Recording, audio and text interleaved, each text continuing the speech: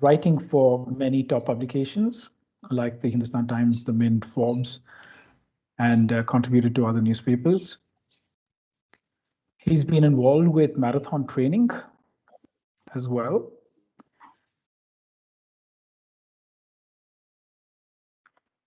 One of the things that's been fascinating is, his an event called the La Ultra, the High, which he founded and has been the race director, along with many others. But the La Ultra is one of the craziest ultramarathon runs, that one would have heard of. And as recent, the most recent introduction, if I'm not mistaken, may not be recent, but the longest distance that's part of this race is 555 kilometers in the Himalayas. So if anyone here in this group is ready to take it up, Rajat's a good person to help you get through it. So like he describes it, the La Ultra, the High, is the world's cruelest race. As you can see, it really challenges one in multiple ways. Some of his initiatives prior to COVID, are like Get Off Your Ass and CO2 E-Race. And during the COVID times, he's been trying to, again, help people be active with the limitations that each of us have had. So without taking more time, I would like to welcome Rajat to the session. And Rajat, the floor is yours.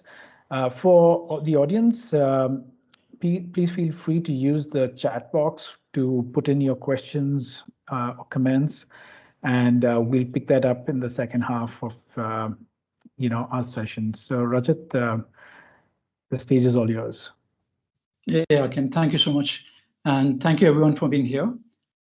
What I'll do is I'll do a screen share and let's just see if it works, because technologically there's been a bit of a struggle today. So let's see. Just give me 1 minute, people.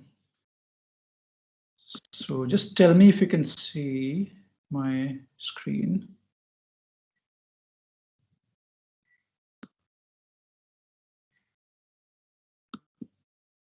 Okay, so can you see my screen now? Not yet, Dr. Sahan. Not yet. Not yet.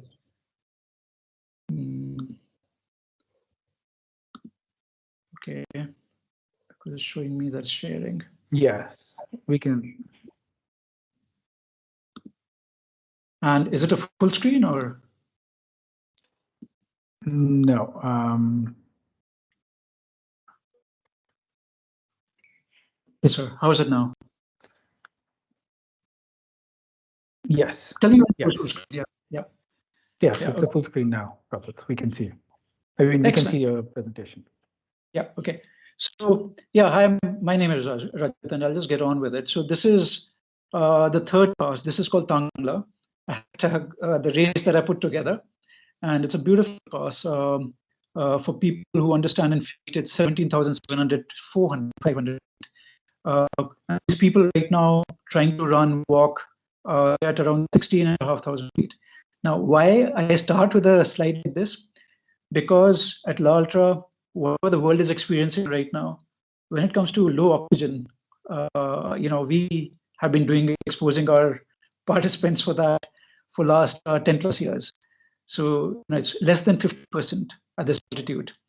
And the guys are still carrying on, and they would be doing any distance from, talk about the ultras, anything from 222 to 455. So I've been doing that, what Army had been telling us that can't be done. And we've been doing it for a while now. We started in 2010. Okay, so just wanted to share a picture like this. And what's happening right now is this. I think the biggest problem with COVID has shown us is not the virus itself. It's shown us how smart we human beings are, and how those basic things can address if we just put a mask properly, if we keep social distance. And we've been struggling with all of that. Okay, so I think this monkey here just says a lot, or these three. So we need to get these things right, the very basic ones, and that becomes very important. Okay, so I'll keep talking a little bit more about COVID anyways. And what's happened with, again, this is a picture again from one of our editions. What has happened with with COVID is, sorry, that it's more psychological than actually physical, the impact that it has on the human body. So fair enough, there'll be some issues to the lungs and whatever else. Even if we don't have any issues, we will suffer with it because, generally things aren't right around us. So psychologically, it's hitting us a lot worse. So it is very important. Please be in touch with your friends who you've not called for a long time, be your best friend. But physically, if you're getting better, it'll end up being better for you psychologically as well. So it's like a circle that you're in. Okay, psychology, how it helps the physical part. And so the physical inactivity associated with higher COVID-related hospitalization, ICU admissions, and deaths. So this is a study actually that was done. I'm not being random with it. This was a study done in US last year, and they were looking at people who were active 2 years prior, and realized that people who had been active for 2 years had been 30 minutes exercises per day for 5 days a week. That 2.5 times less chances of getting, to a hospital or death because of COVID. So just imagine that 2.5 times. Okay. So basically, we're saying if, like, currently the numbers in India are like 4,000 deaths a day, they could have been reduced to like a 1,600. Just imagine that. Okay. So physical activity, it's not only about diseases like diabetes and blood pressure, whatever, cardiac and all that. Even in infections, we now know it plays a very important role. Okay. So very important there. And where I'm going with this is, this is a picture way back, 2006. And what's happened to the society? All these three pictures are in the same day.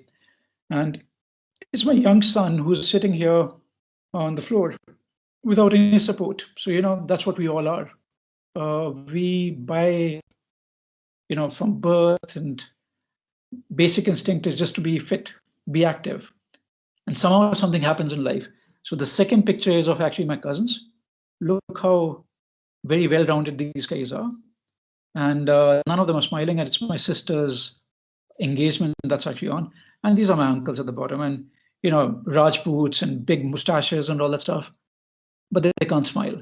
And it's a happy occasion. Okay, it's not COVID times. It's 15 years ago. And this, again, similar time, it was the same month. Here is a 80-plus-year-old friend of mine, runner, Indian. So no excuse about, French people can do it, Italians can do it, Indians can't. It's all rubbish. Indians can, they have always done. Okay. And then there's the old picture from, I think 2004, from billboards in London, to Forger thing. And it was a Adidas billboard. So saying that age of 89, he had run the marathon in 6 hours, 54 minutes. And at the age of 92, he had run in 5 hours, 40 minutes. So is he getting better as he's getting older? Indian, all right? So that's an important factor here really to keep in mind. Okay, and then coming to, I don't know how many of you like cricket. I'm not a big follower right now, but Hakim? Okay, I'm not sure what's going on. Can you hear me? Yes, Rajat, we can hear you. Okay, sorry, I thought there was something going on. Okay. Yeah, so coming to cricket, because India is a cricket crazy country, and without cricket, people somehow don't understand things. I used to be involved deeply in cricket earlier, not anymore by choice. So I've been there for World Cup cricket conferences that are there and all that stuff. But coming to the point, the guy most important for me in this picture, as far as the story goes, is Azhar Mohammad Azharuddin. He changed the Indian cricket majorly when it comes to fielding. He was the guy who was an active fielder rather than a passive fielder. What I mean by that is, he would not wait for the ball to come to him. He would actually attack the ball. So he was converting 2 runs into 1, 1 into zeros, and where there was no catch, he was catching those balls and winning games for India, even if he wasn't actually doing very well batting days. And that is what we need to do with COVID. We need to do a proactively address it rather than just passively keep waiting. Okay, so that's why Muhammad Azharuddin. And yeah, I mean, I keep going on and on about this, that, get off your ass and do something about it. So again, this is Tanglangla, 3 runners running there. And, this is a picture from my clinic consultation room. This guy is always used to be sitting there, at least, smiling at the patient. They'll tell me about the pains. Almost always the diagnosis is get moving, move a little bit, you'll be better. So that's something that people don't understand enough. And during the COVID times or otherwise, a lot of people will complain about tools. So they'll talk about shoes, they'll talk about the gear, oh, I can't buy this, I can't buy that. You know what, it's all overrated. It's about just being fit and getting moving, one baby step at a time. All the shoes that you see in this picture are shoes or sandals, footwear that I've run as an experiment. I've run more than 30, 40 kilometers in each of them in one single go, from a leather shoe to a leather sandal to minimalist shoe to whatever else, right? Proper running shoes. So people complain a bit too much about tools. I mean, first, learn how to move, get moving, because moving is a basic instinct for humans. This is a picture from Selfridges, London, 2005, I think. And I love this picture because this should make sense, or you should really, all of you guys should have this picture at home. It's about how do you turn to jelly, like a good sports person, swimmer, runner, gymnast, whoever. They're never stiff. A stiff person's never a good athlete. And we need to start moving. So it starts from just start moving. Don't worry about, is it the right form? It's overrated. Okay. So please, let's starting today, we start moving. Okay, now coming to some anatomy. As you see this guy facing you, guy or girl. Now, this is the problem. We all think this is what we are inside. And we don't understand we are more than just bones, right? So this is from the backside. And this is an important part. You can be an athlete, you can be doing whatever sport. If you don't have those muscles working the right way, and of course, everything else, right? Your kidneys and your lungs and your heart and brain and whatever else. But muscles play a very important role in moving your joints. So idea today would be just generally getting you moving a little bit, okay? And this is from the back side. Again, there are a lot of muscles there, okay? And we just do that. We just get those muscles moving. Now, if you look at this guy or girl again, and since we're having a little bit of a challenge from my side about technology right now, just make a note of what you see in this picture right now, okay? You see a lot of white teeth, right? The guy is smiling back at you, or lady. Now, that's what we forget when we, get muscles put on top and skin put on top. We don't smile anymore enough. And that's an important part. We need to go back to being happy. And happiness is connected with physical activity. Okay, so that's kind of correlated, connected to each other. And this is a picture again from La Ultra. If you are calm, things will work out. So that's an important part. Just stay calm, whether you've had COVID, someone in the family, or you're just scared, you'll take the right decisions when you're calm, all right? And that's an important part, really. So again, as I was saying, as soon as we have muscles, notice the smiles disappeared, right? And what's happened is now we're going to use 18 or 24, some number of muscles like that, to get you smiling again. What happens with people, before we are born, we are smiling. After we are dead, we are smiling. And throughout, for some odd reason, we're crying. So what is the first thing when you come to life? What is the doctor or the nurse wanting to do? Is to make you cry, so to make sure that you're breathing. So they want you to cry to prove that you're alive. All right, that's kind of interesting.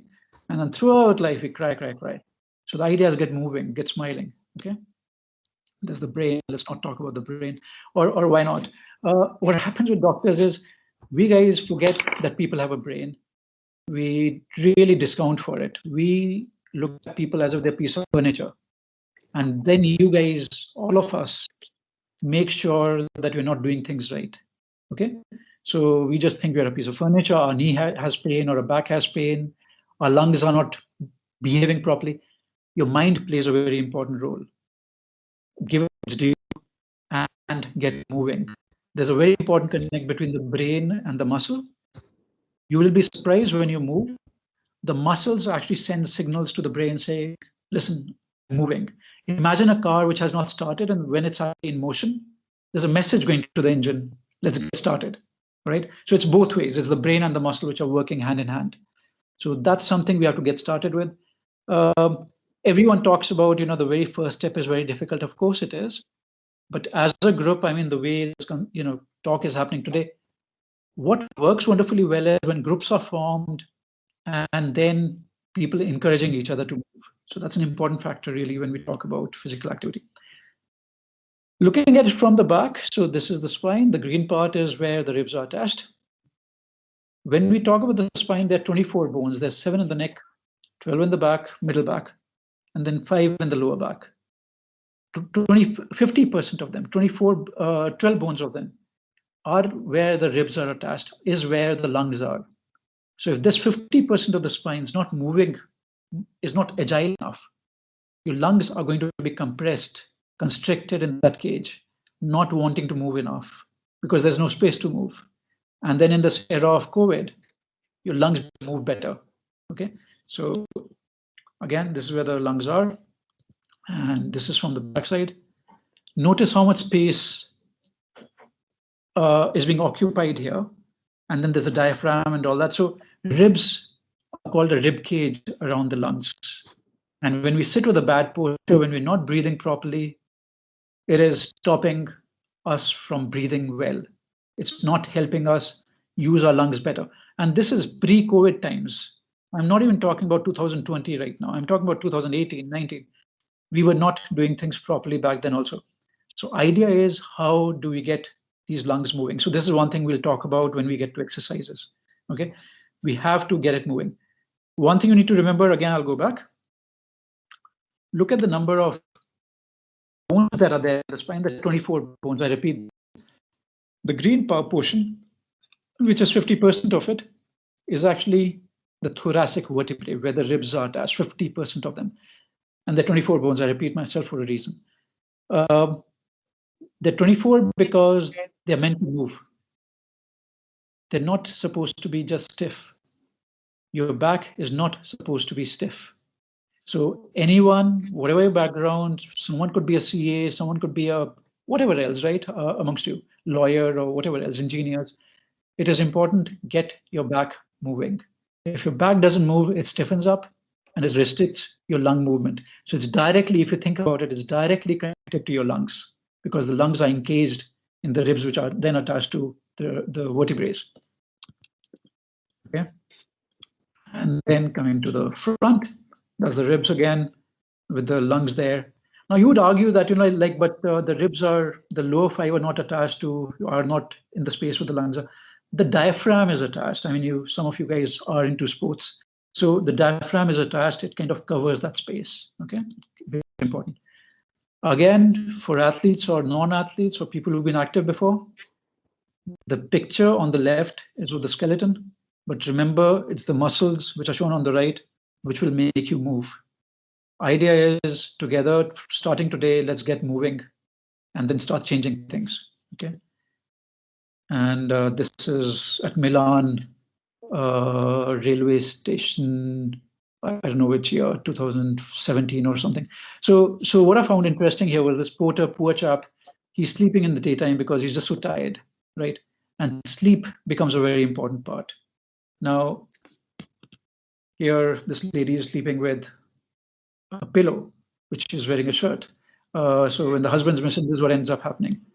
And here's this guy who, fair enough, he can't actually bike, so might as well have a bed sheet, which has a cycle on it. Now, the thing about sleep is as important or let's leave it at as important as exercise and physical activity. Now, if your sleep is not sorted, you're in trouble, because sleep is the time when you're recovering. Okay, so you need to be sleeping well. And people who head businesses, hold important positions, or are very busy in life, no matter whatever the business or the work role be, and saying, I can't sleep enough because of work. You know what? If you can't sleep enough, you're not being productive enough when you're working. So your sleep has to be figured out, and it has to be prioritized. When you're sleeping better, it's not only about duration, but about quality of sleep. You will be more effective and efficient when you work. So sleep becomes a very important vertical of performing at the highest level. Again, the same applies during COVID times. If you're feeling tired, it is very important to sleep. That is a problem in today's world, where at work, during this whole time of work from home, there's no distinction between when are you supposed to be working, when are you supposed to be resting, making your son study, son or daughter, or doing whatever else at home. So it is very important, make sure you sleep well. Again, when we come to sleep, before the whole electricity happened in the world, before the bulb was invented, we used to sleep simply by, what is the weather like? What are the climate like? And is it winters? Is it summers? Because we were sleeping by the time it was dark, and we would get up at sunbreak, daybreak. So basically, we would sleep according to nature. So the clock was connected to nature, our sleeping clock, or wake up clock, right? We're not doing that anymore. So things have changed, courtesy the whole advancement that has happened, but it's messed us up. So it is important we sleep early-ish and we get up early-ish. Having said that, some of us like to sleep late. We are different. Some of us are, get up early and sleep early. Some of us sleep late and get up late. That is okay, really. It's not such a big deal. But the quantity is important, okay? And the quality as well, as I said. Now, there's another thing to it, and which probably this work from home can actually help, is the siesta. So sleeping during daytime is actually a good thing, because back then, back 100 years ago, 70 years ago, 200 years ago, when people were farmers or whatever else, they would take a break after lunch to just sleep, whether in India or wherever else, under a tree or wherever, for the 30 minutes to 1 hour or so. Now, that is something which is a good thing. So you don't have to sleep for very long. Like, I think 30 minutes is a great thing. You don't have to do hours and hours, but you're fresher for the rest of the day, because otherwise the second half post lunch, we are not very productive because we're very tired and we just have had food. So it's a great idea. We are meant to be that way. Okay, so that's something you could actually play around with, 15-20 minutes of resting after lunch. Then comes to the whole issue about the COVID vaccination. I have no idea where we are headed with this in India. And we can't, again, keep passively waiting like the traditional Indian fielders, saying the ball will come to us and then we'll do whatever. Same with vaccination. We can't keep waiting till vaccination happens. What about right now? Okay, maybe you had COVID. So then what? How soon can you get better? And maybe you have those questions and I'll answer. But let's talk about vaccination. Do not passively keep waiting. Oh, I'm below 45 and you know what? There is no vaccine around. And as much as the government is saying by end of December, but I think they're getting the year wrong. Is it to 21 or 22? I don't know, by the rate that things are going at. So what do we do then? Now, understand one very interesting factor here. Indians above the age of 45 are about 22% of the population. And those were eligible when I was putting this slide together. This is like a whatever one month old slide. But they don't make a very high percentage of the population, and only 50% of people above 45 actually got vaccines. So around 10% or so had got vaccines by beginning of May in India. Okay, now that's an issue. Now, on the other hand, let's talk about children. More than a third of our population are actually under the age of 18. Okay, and right now we're not talking about them at all. In that whole conversation about COVID, what happened to children? I mean, they're not COVID proof. And they're already talking about third wave being more, a bigger role with, amongst children and all that. What do children do? What do people under 45 do? during this whole time till the vaccine comes along. And for children, we're not even talking about a vaccine. I mean, there's some talk, but not in India. So yeah, so same thing, but put slightly differently. This is a study, again, it wasn't COVID specific. It was actually done over 40 years. So what we were looking at was people who have been physically active, and then they get a vaccination for whatever disease, whatever other infectious disease. And they were had 50% more chances of building higher antibodies post the vaccine. So as I said, it's not COVID specific because the study was only done in 2020. They were looking at all studies up to 2020. And that's what they found, 50% higher antibodies if people are physically active. Okay, why is the government not talking about it? Why is CDC not talking about all this? Why is the world not talking about physical activity if it reduces the severity of the disease, makes your vaccines work better, prepares you better while you're waiting for the vaccine? Why is the world not talking about it? So this becomes a very important part. And again, I am someone who's had my share of, things with the COVID. In June, July last year, I was down with COVID. So again, I can vouch for how important this stuff is, your physical activity is. So same again, 50% more likely when children, everyone's moving around. And this is a set of exercises. So what I'll do is I'll stop here and then I can take some questions and then we can go back to some exercises or whichever way you guys want. What we'll do is I'll just take you through some 2-3 exercises. I'll come back to it then. So what happens is the feet have a quarter of bones in the body. And what we do is we wear a shoe and we make it one single unit and we forget how the foot should be moving. Okay.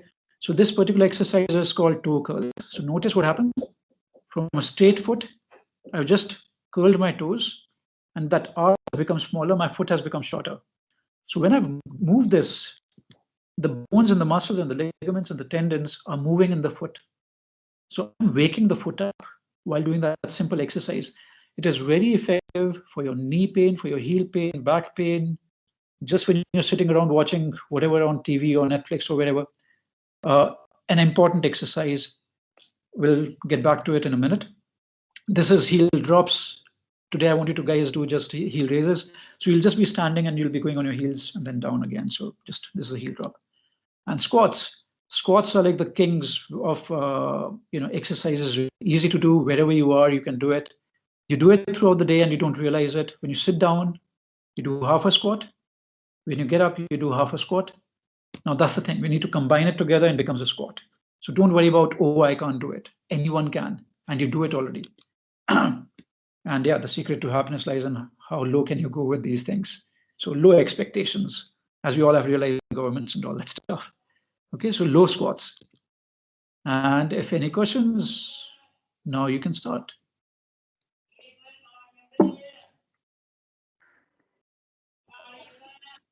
Yes, sir. Okay. So I'll stop sharing. Did my screen stop or is it still on? Well, it just stopped. Okay, good. Yeah. Yeah. So anyone if you could just put raise your hand by clicking on the icon. So on the top band, you might be able to see one of the options is to raise a hand, and if you want to ask a question, and we'll then request you to ask your question just to handle everyone better. So if I can start with Mr. Kesal Prasad, if you can unmute yourself and ask the question. You've had your hand up.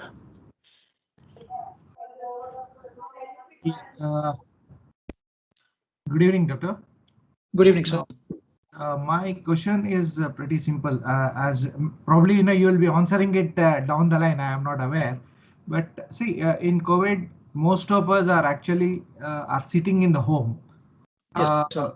Probably glued to our laptops because of our work culture, which is there. So there's definitely a chance that the back is getting affected. And definitely, probably because of this, there are all chances that the back pains have started for most of my friends, though not to me as of now. But Right. people have started saying my shoulders are paining, my back is paining type. So probably this is a very common thing which is I'm hearing across. Probably if something we can you can guide us, we can pass it on to our friends too. Thank you. Yes, sir. So all the exercises that we'll go through, I mean, there are 3, 4 things that we'll do together right now, and it'll already address what you're asking me there. So yes, I'll address that, sir. Vishnu, if I could request Vishnu. Yeah, thank you, Hakeem. Good afternoon, Dr. Chauhan. Sir. I've joined in from New Delhi with a bunch of my colleagues.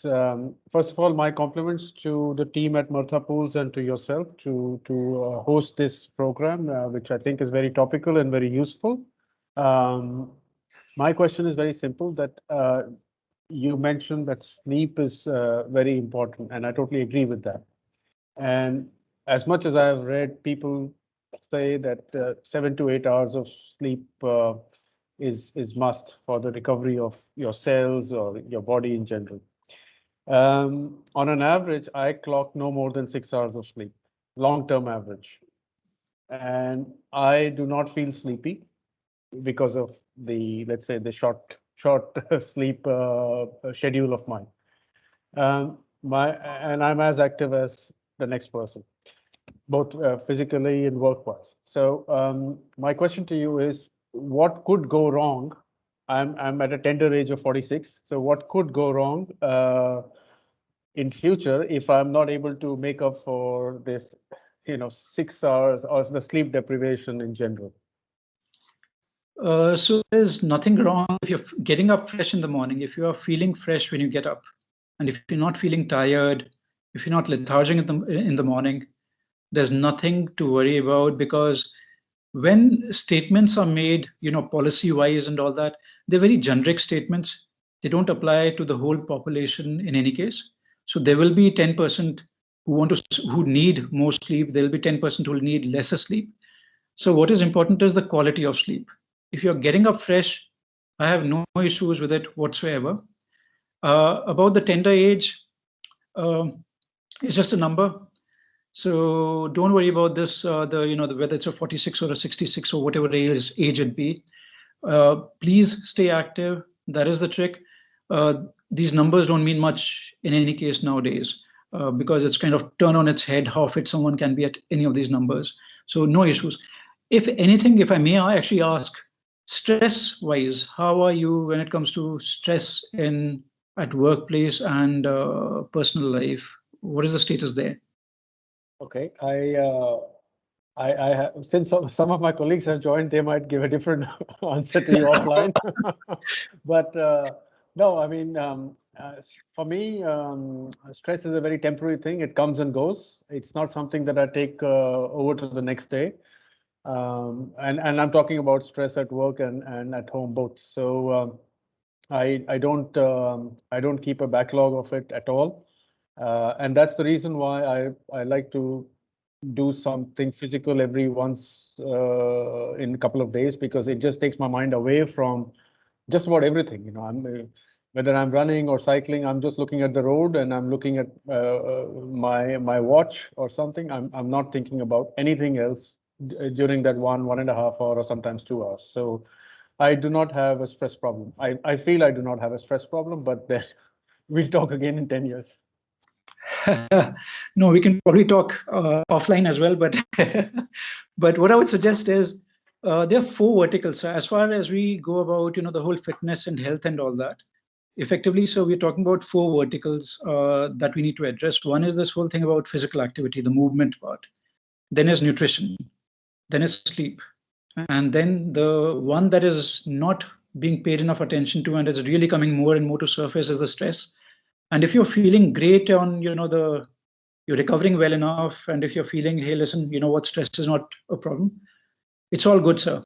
But I would actually just say that what we get is a classic example is someone who's physically very active, a bit too active, is having a very busy life, is probably eating trash, and then is stressed out a lot, and then is not sleeping enough and is getting up not fresh in the morning. Now, that's a recipe for disaster. And I'm not saying it's you.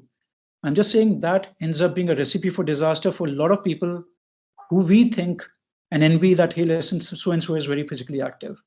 So that's something to please be taken care of. And I'm just talking to everyone rather than just you, sir. So, but you're doing good. I mean, if you're taking care of your psychology and your recovery, that's good enough.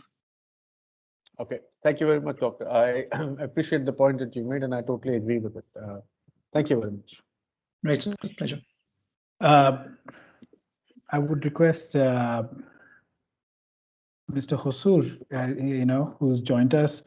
He's someone who's quite young at heart and someone who's quite active at his age. So, Hosur, sir, if you have a question, you can please unmute yourself and ask Dr. Chavan. Dr. Chavan, good evening. I joined a bit late because I was on another discussion on the net. So thank you. I joined in the last minute, but then however, I have a question.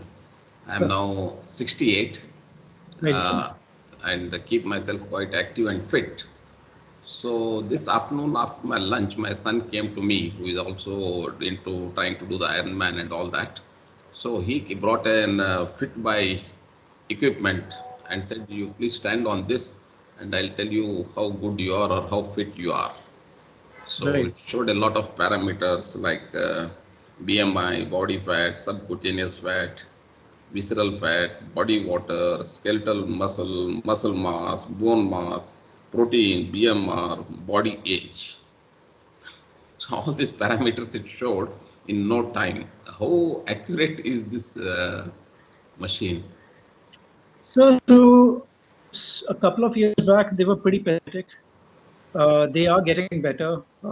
Having said that, so it's like this. When Google had come out as an email service, Gmail, there used to be other emails as well, which were far better than what Gmail was. And Gmail was giving us only very vanilla version of sending an email, getting an email, and that's about it, not much. The other guys went out of business and Gmail is still around.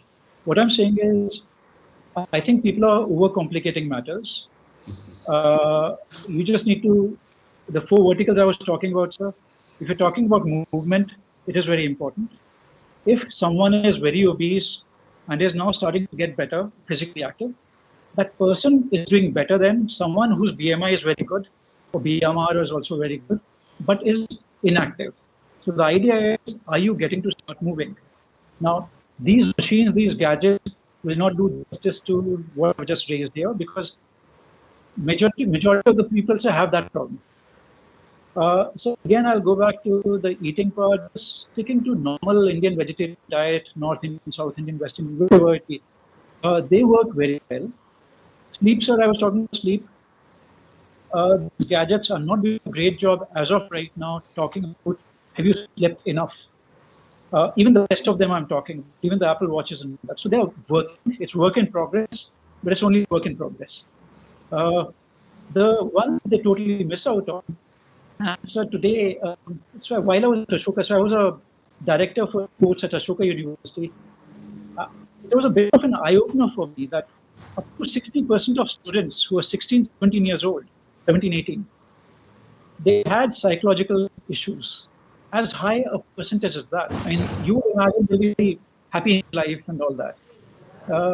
Now, courtesy COVID, what has happened, I would say 100% of us, we have psychological issues.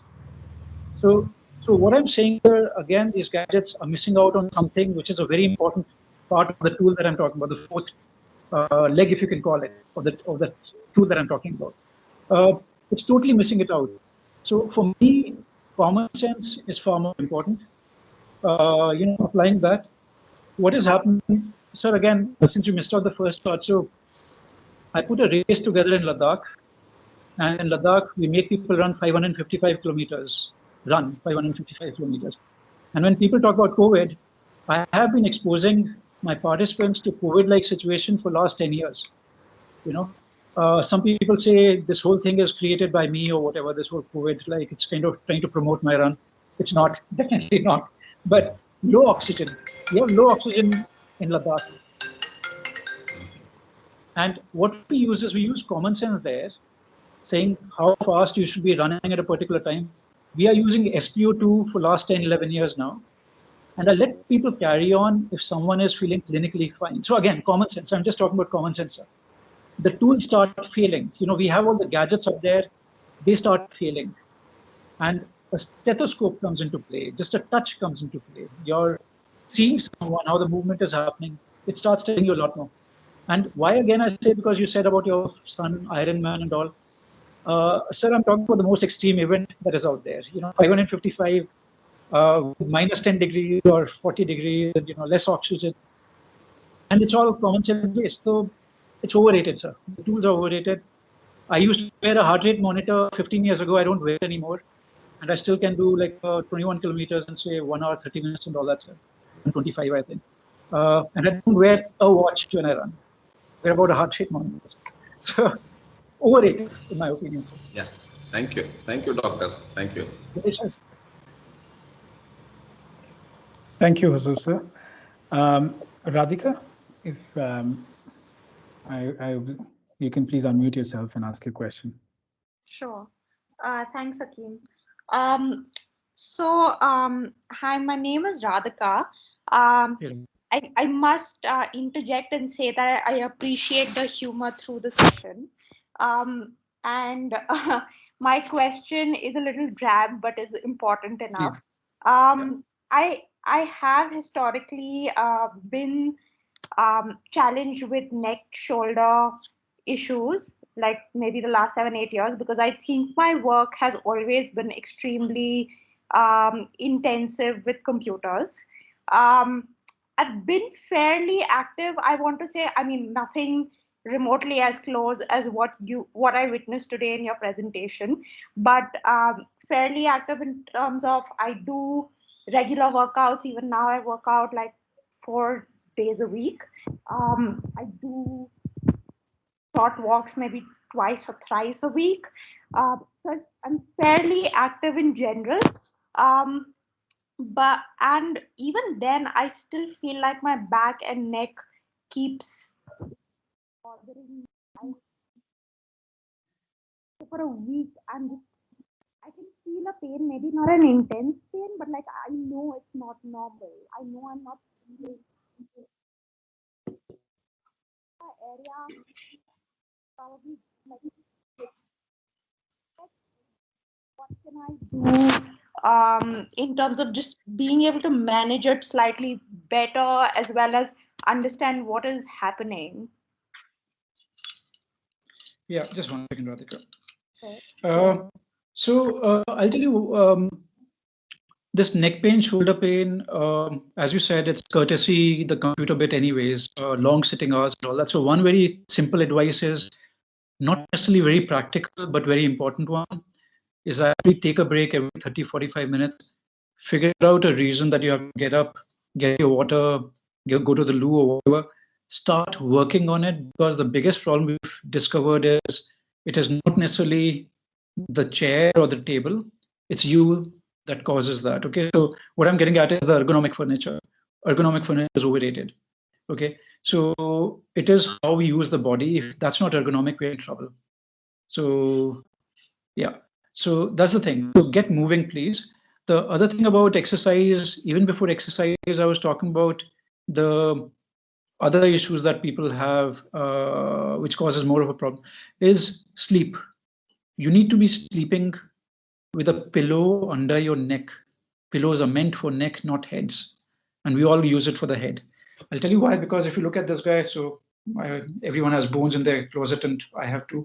So what happens is this is the skull and this space. So if you put your hand on your neck and head and then the spine, you'll notice there's a space that's there.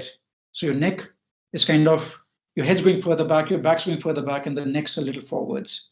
So when you lie down, notice that there's space in the neck area. This area is empty, if there was a pillow here and a mattress here, right?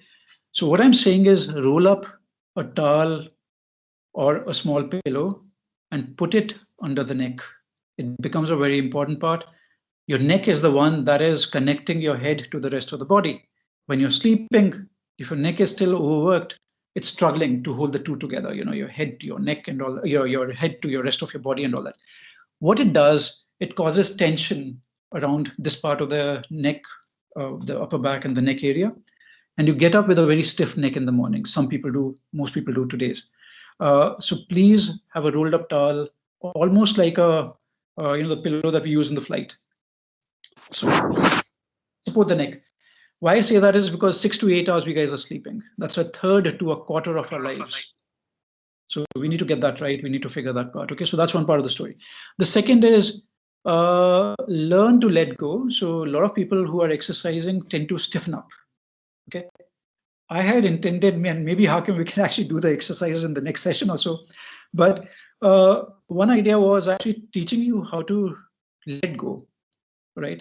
It sounds very cliche, but it is important we learn to let go, because when we do that, we relax our muscles, we relax our head and our neck.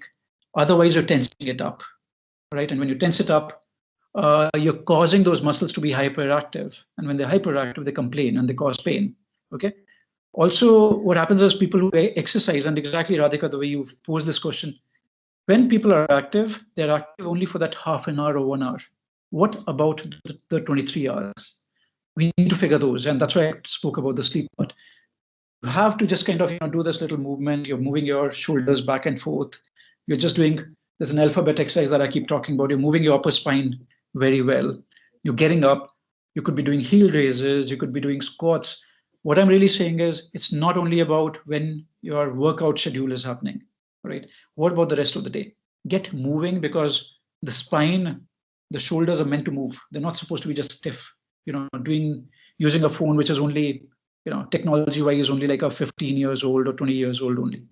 So ideas, get moving, please. Breathe well. Most people are not breathing well. So that becomes a very important part, and nothing much to it, seriously. We take it for granted because it's so simple. But what I would like you to do is just lie down on the ground and take a long breath in. Hold the breath in for a couple of seconds, breathe out. Practice it for a minute, repeat again and repeat again. Do it 3-4 times lying down. Then graduate to sitting down and doing it. Then do it standing up. Because people ask me, they get very breathless, when they go brisk walk or run. When you can't breathe properly lying down, how can you breathe well when you're running? Okay, so breathing becomes very important, please. When you have more oxygenated blood in the body, the pains will be lesser, you will be recovered sooner, you will feel fresher for the day. So your breathing becomes very important, and people sometimes don't understand that part. Okay, so please, Radhika, just work with these things. And as I said, because it's already been an hour, I mean, more than happy to carry on now or later. But exercise-wise, I had intended to, do things with you guys. Rajat, if I can come in, I think if we can move to some of the key exercises that you feel, or key movements that may help. I know we've now an hour into our call.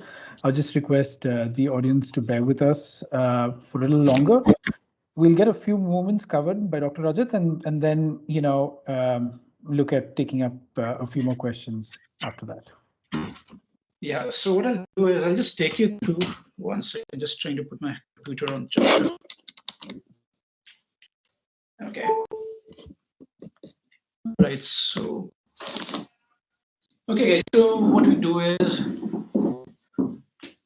one very important thing is, as you notice my chair is just a regular chair. There's nothing fancy to it. Okay, so it's a chair like this. So if you can, okay, sorry. Yeah, so it's a regular chair. Okay, nothing very fancy about it. Now, this is a very important starting point. Okay, because what's happened is people have been using ergonomic furniture and they're not ergonomic on it. When a chair has wheels on it and it is moving around, what happens is we stiffen up our back. So going to the two questions from Radhika and the first person who asked the question, about the back pain, the neck pain, and the shoulders and all that, on a chair that is very mobile and has back, which is going back and forth too much, what we tend to do is to stabilize on it, we stiffen up. Okay. Now, this is just not me saying it randomly. This is all researched, evidence-based. And this was a paper, I think 2 years ago, where we talked, it was all about ergonomic furniture. And they were like, you know what, we've spent a lot of time doing ergonomic furniture. And sorry, but it's been a waste of money and time. Okay. It should be ergonomic you. And that's something that I love because that's what I keep talking about. So please get basic chairs. Okay. I like the regular dining chairs that you should be sitting on. So that's why I was showing you mine, like how it is. Okay. Now I'll come to the next one, squats, my favorite exercise. So what I want everyone, I have no idea how it will happen, but if you guys can put your cameras on, please, and let's do it together. So what you do is you put a chair here, and let's see if I can get myself in for you all. All right, so the chair's here, and what you do is nothing much. You sit down and you get up. All right, so that's a squat. So I want everyone, please, just get off your, royal backsides, okay, and then you get down. All right, so that's half a squat right there and becomes a full squat. So just try that, please. So let's just see how you guys are doing. Come on, others, don't feel shy. All right, get up and sit down. So I guess, yeah. So just get up, sit down, get up, sit down. So just want to show you how powerful the simple movement can be. All right. So it's not about a gym or an expensive equipment. I would really want, please, just anyone just get up. And let's do it 10 times. Okay. So seriously, sit down and touch your butt to the chair for a second and up again. Just that. Okay. Just what I'm doing really. And don't worry about the right technique, the wrong technique. When you're sitting on the chair and getting up, almost always your form will be good. Okay. So don't worry about the gym instructor says the knees should not cross the feet and whatever else, all rubbish. They're complicating it, so they have some work to do in life. Okay. So just sit down, get up, sit down, get up. So again, I'll just do that again for you. So here, what am I doing? I just touch my butt to the chair and up. Notice what I'm doing? The chair is even further back and barely touching it. Okay, so 10 times only, please. Yeah, Hakim, just that. That's great. And Upinder, very nice. Anur Singh, karo sir, karo. And Jai Shankar, good. Upinder, nice. Very good, yeah. Okay, so I can only see you guys, so that's why I took the names, but yeah. So as you see, this simple movement is already working, is getting your heart rate to be higher. It's working your butt muscles, it's working your quads. And you can do it, whenever there's a meeting, for example. Can you just do 10 squats? Okay, just 10 squats. Abhi to work from home, so there's no tension even about who's going to say what, right? It's a very straightforward thing. Just squat, sit up and down, 3 times a day, 4 times a day. So don't worry about going to the gym.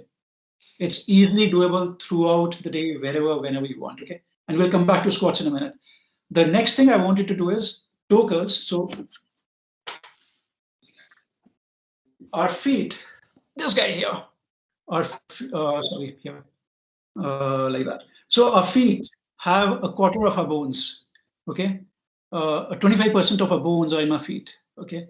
Now, if that many bones are there, they're there for a reason. Just think common sense again. So bones are there, and we start moving them around, they will support you better. What have we done right now? We wear a shoe and it becomes one single platform, and it's not moving very well, okay? So we are limiting the role of whatever those bones are doing. So what we'll do is we'll stand, and I'll show you a simple movement. Again, let's see if I can. Yeah, so here. And what I'm doing is, it's not, the idea is not to show you my sexy legs or anything, but it's to show you that activity. So maybe you can use a newspaper, put that newspaper, paper, plastic down here, and you're just curling. Yeah, so let's see. So you're curling that paper like that. Okay. Now, even if you don't have a paper with you right now, I want you to just do this. take off your socks and do that movement with your foot, like this movement. Okay, just take off your socks and shoes. And I'll repeat again. You're doing this movement. Okay, just that. So again, let's remove this here.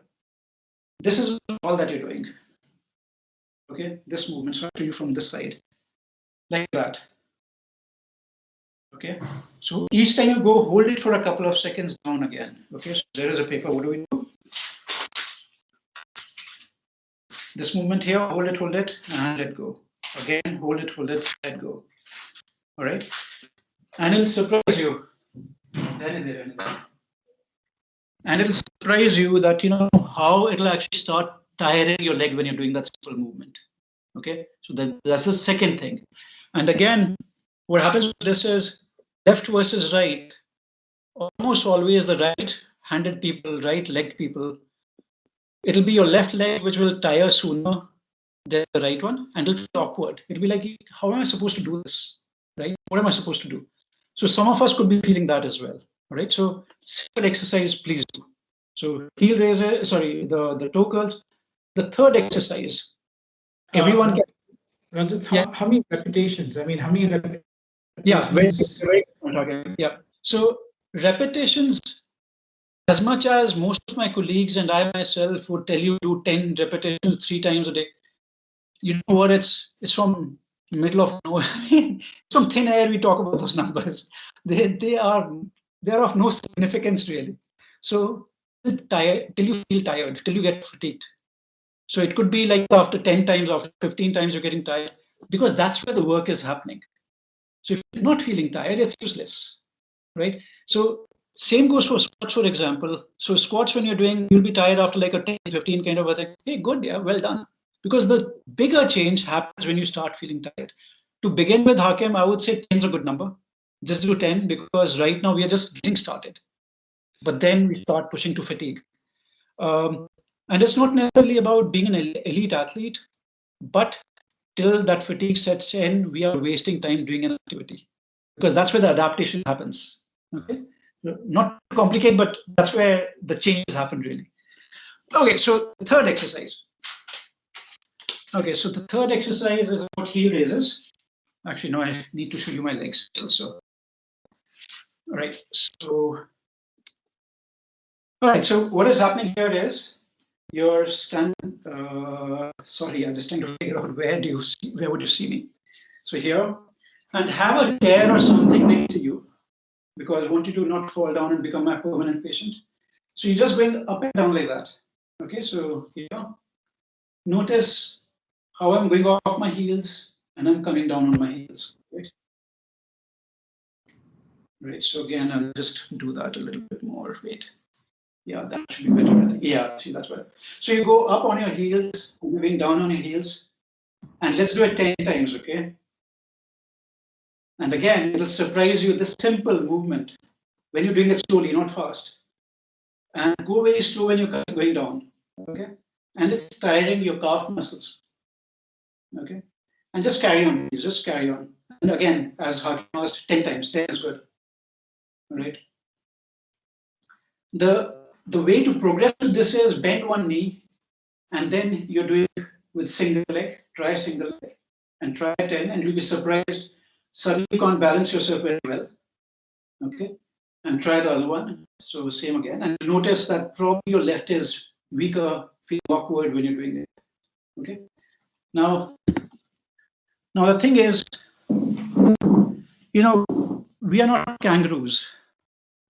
You know, when we run, when we walk, we run one at a time. We don't jump on both of them together. So we need to get used to the idea of doing it on one single leg at a time. So single leg heel raises become a very important one. So it's a good progress. Okay. Then the fourth exercise is a very basic one. It's orange squeeze. So imagine there's an orange between your shoulder blades.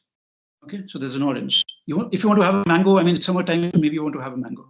I like orange. So orange between your shoulder blades, your hands go here. Sorry, here, you still can't see, I think. And you're taking your elbows back. All right, so you're taking your elbows back like that. You try to crush.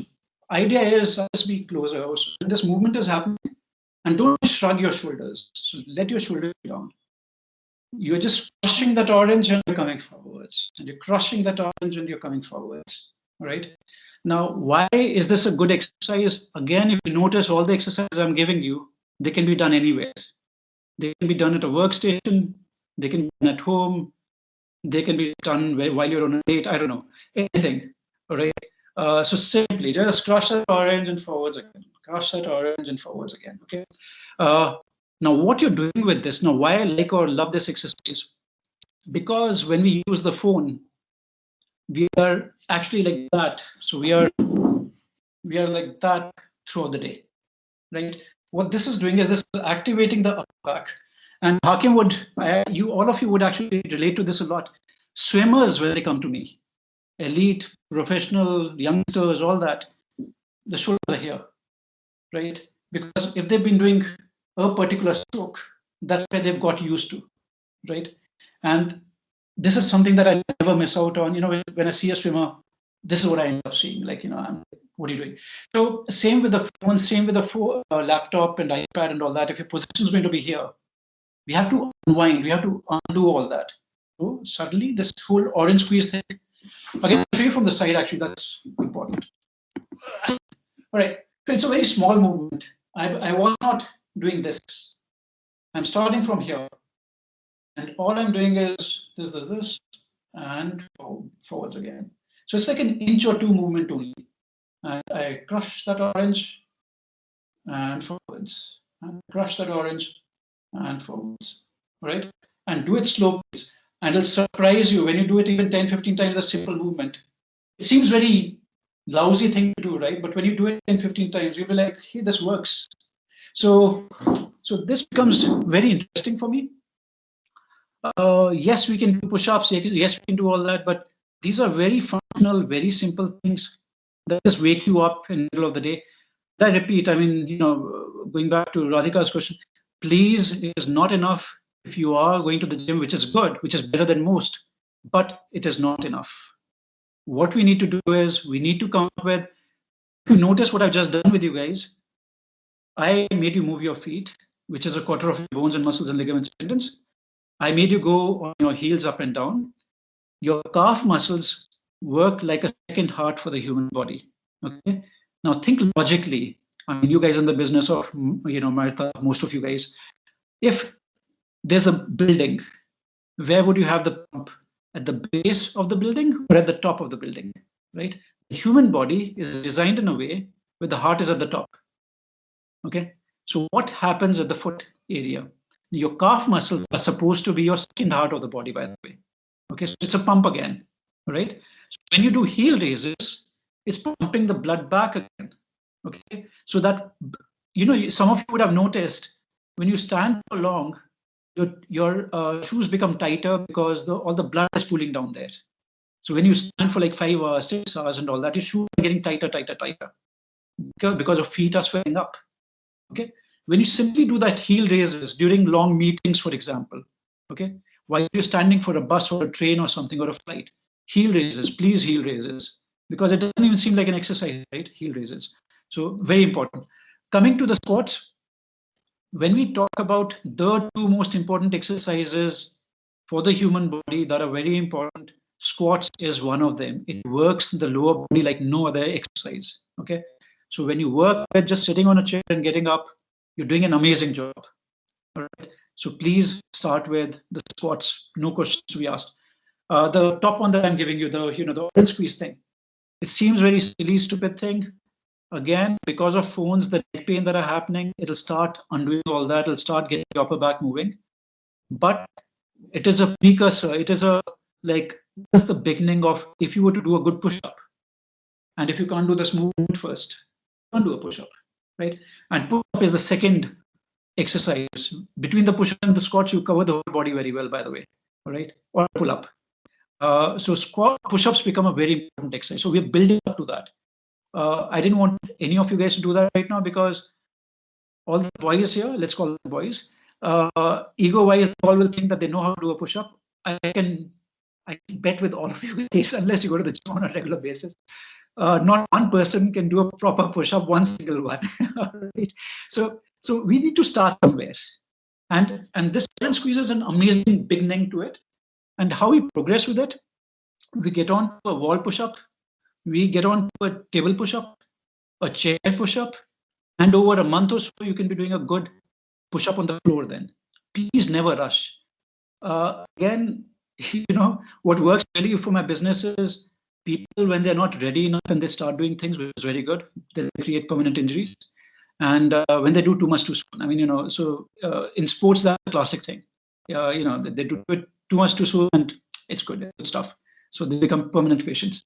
So please don't do those stupid mistakes. Right? Because 80% patients that come to a sports medicine doctor are courtesy that. Okay, so gradually build it up, and you'll surprise yourself.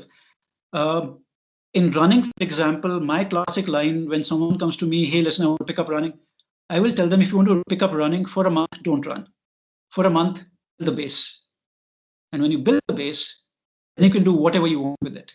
But if you start running right away, injuries are waiting to happen, and good for business. Yeah, who cares? You get hurt.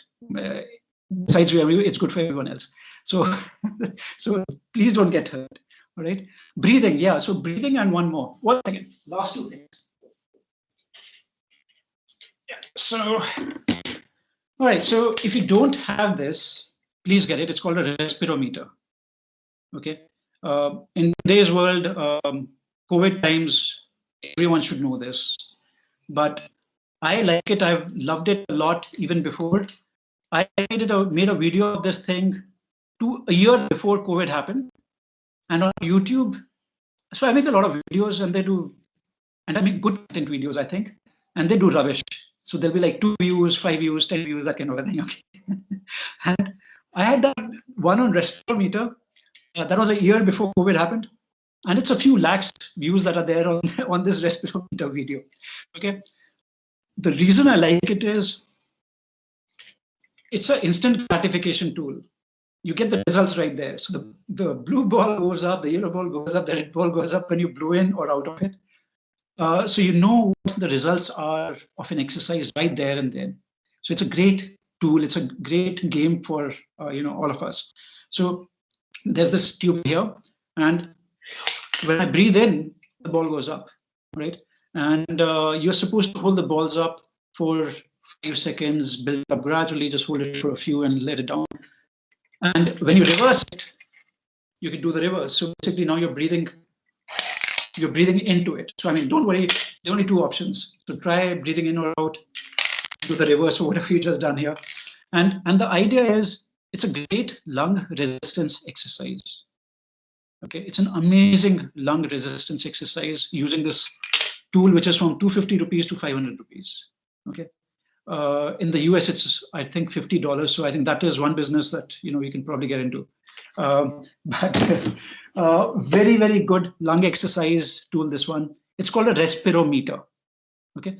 And if you look for my name and respirometer, it's my YouTube video that'll come up. So it kind of explains how to use that. And again, I'll repeat what I said about breathing. So just have your hands across your chest, all of you guys. And what I want you to do is take a long breath in. So take a long breath in through your nose. You take a long, long, long breath in, and then you breathe out. And sit tall. Imagine there's a string on top of your head, and it's pulling you up. So imagine there's a God, let's imagine, and it's pulling you up just a little bit for now, okay, by half an inch or so. So you're being pulled up. And your hands here, and you take a long breath in, and you breathe out.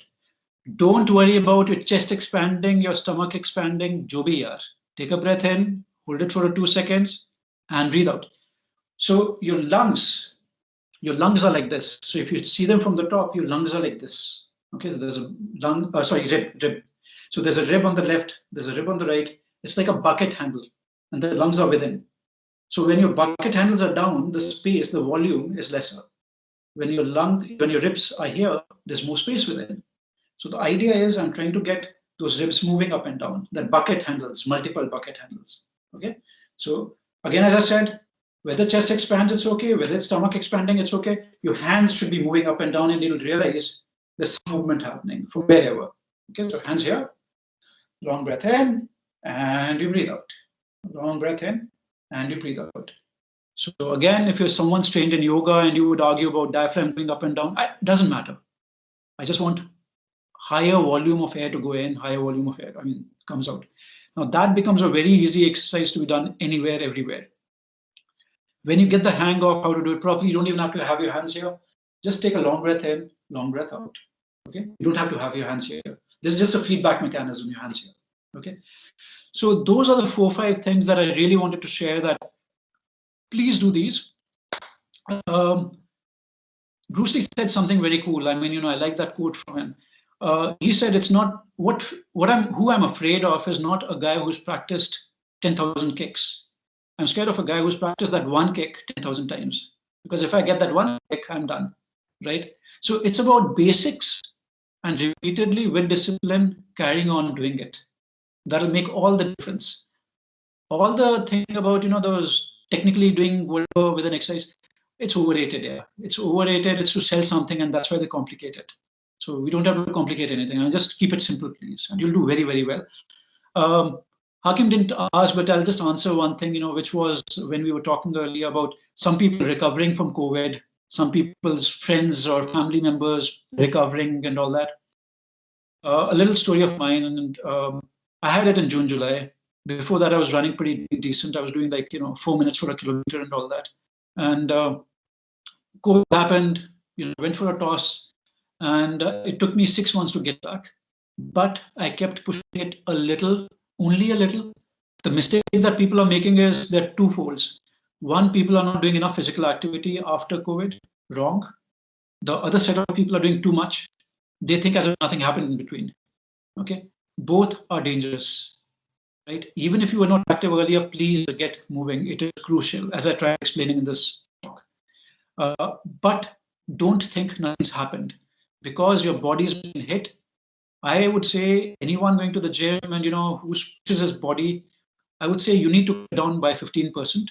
Someone who's very active, very high intensity workouts, cut down by 15 because when you work with high exertion, your immunity is lower. And if you remember from pre-COVID days, when your immunity is lower, you get fever, you get cold, you get runny nose, all that. It's a flu. It's a virus. It's not a flu. It's a virus, right? It's a worse form of a flu, right? So high intensity, little lesser. Get back to your exercises, gradually build it up. Your breathing becomes the most important part. If you're getting too breathless too soon, slow down. So listen to the body, but keep pushing a little bit.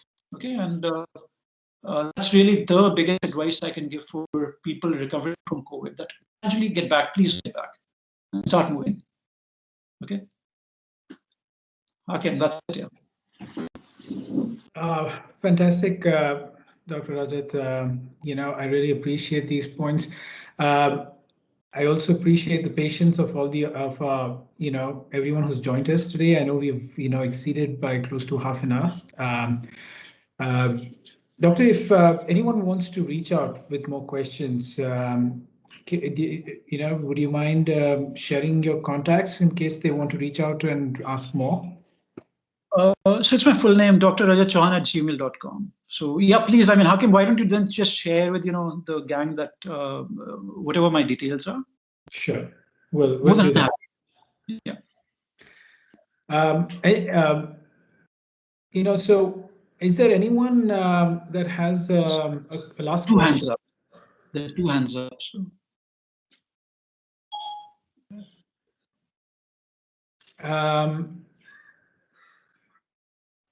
Just doing a quick Seth, do you want to? Yes, Dr. Chauhan, I've got a chair which is similar to yours, but what I noticed is when I sit for longer time on this chair at least, I get a pain because there's no upper back support. So I get a pain at this point where the neck is joining the back, and of course my ass pains. That's different.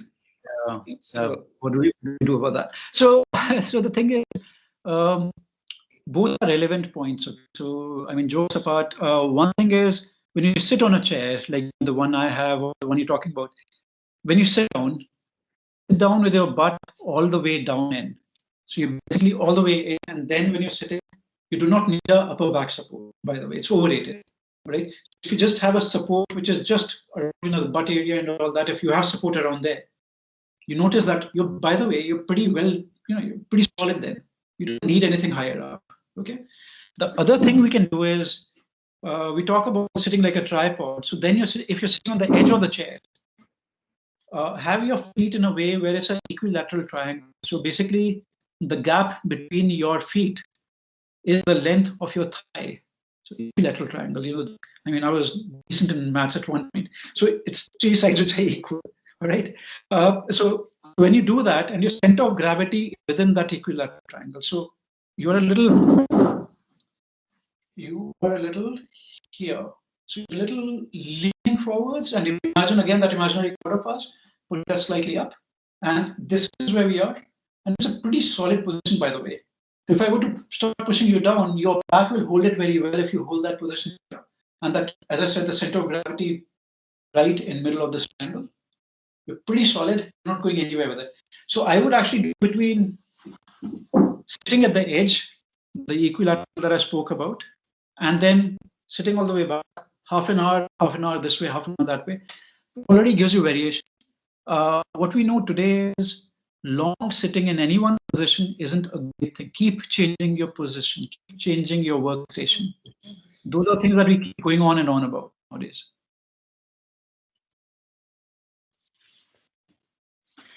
Thank you so much, Rajat. We'll have to end here, respecting even Dr. Rajat's time. I really appreciate you taking the extra effort as well. Thank you, everybody. This is our first attempt, to kind of support the community we are connected with. So your feedback is valuable, and we'll be really happy to, see if we can bring in other experts like Dr. Rajat Chauhan to support each of us as we are, in this together. So thank you once again, and take care of yourselves, take care of your families, stay safe. If I may just intervene. Please so come in. Right now I'm actually putting together sessions at 7 in the evening. And what I would suggest is if any of you guys are interested, it's a 30-minute of similar things that I've just spoken about. But what helps with such things is the community, because it's all good. I mean, we all know what to do. We all know that smoking kills and all that stuff, right? But the thing is, when you do it together, is where the magic happens, right? So I'll share Hakim that link. If anyone wants to be joining, please share it with them. If anyone wants to join, it's Sunday that we're doing it. We catch up for half an hour starting 7. We do the simple 3 exercises. We do 3 sets of them. It's a very simple approach.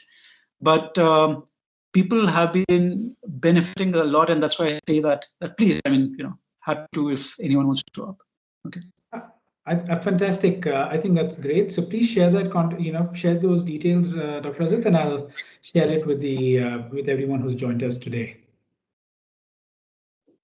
All right, Hakim. Thank you, everyone. Thank you, everyone. Thank you, and please stay safe and take care.